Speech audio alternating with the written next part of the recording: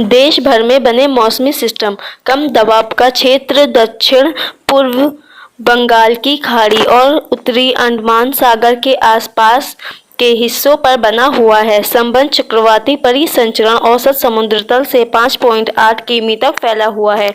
यह पश्चिम उत्तर पश्चिम दिशा में आगे बढ़ेगा और 24 घंटों में यह गहरे निम्न दबाव में बदल सकता है। इसके 18 नवंबर तक दक्षिण आंध्र प्रदेश और उत्तरी तमिलनाडु तट पर पहुंचने की उम्मीद है।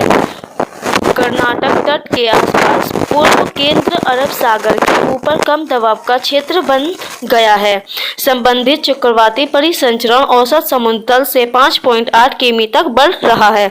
इसके पश्चिम उत्तर पश्चिम दिशा में आगे बढ़ने और बाद के 48 घंटों में यह गहरे निम्न दबाव में बदल सकता है। एक तरफ रेखा पूर्व मध्यम अरब सागर निम्न दबाव के क्षेत्र से लेकर कर्नाटक, रायलसीमा और तेलंगाना होते हुए उत्तरी और दिशा तक फैली हुई है।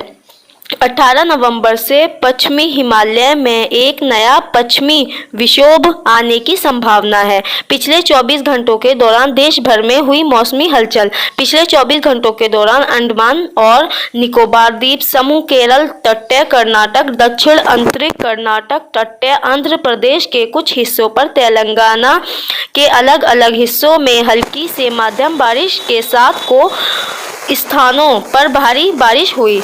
लक्षद्वीप, तमिलनाडु और ओडिशा में हल्की से मध्यम बारिश हुई। दक्षिण मध्यम महाराष्ट्र और गंगेय पश्चिम बंगाल में हल्की बारिश हुई।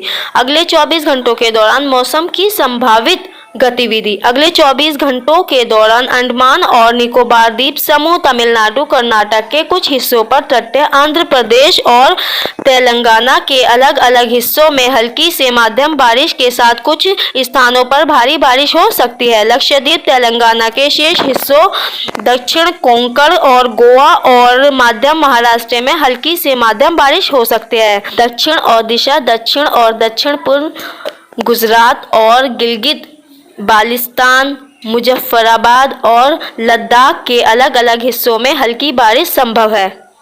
Subscribe now and press the bell icon. Never miss an update.